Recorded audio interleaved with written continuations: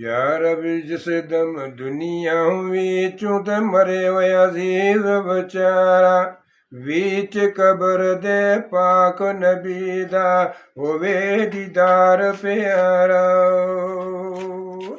ਜਦੋਂ ਫਰਿਸ਼ਤੇ ਵਿੱਚ ਕਬਰ ਦੇ ਤੇ ਅਮਲ ਲਿਆਵਣ ਮੇਰੇ ਉੱਤੇ ਫਜ਼ਲ ਖੁਦਾਇਆ ਹੋਵਨ ਤੇ ਮੇਰੇ ਉੱਪਰ ਤੇਰੇ।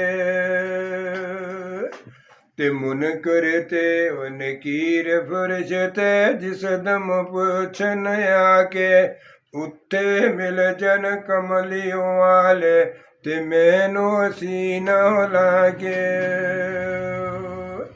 ਤੇ ਜਦੋਂ ਫਰਿਸ਼ਤੇ ਅਮਲ ਫੜਾਵਣ ਸੱਜੇ ਖੱਬੇ ਸਾਨੂੰ ਉੱਤੇ ਉਹ ਮੇਰੇ ਕਮਲਿਓਂ ਵਾਲੇ ਤੇ ਗੱਲ ਕਹਿਣ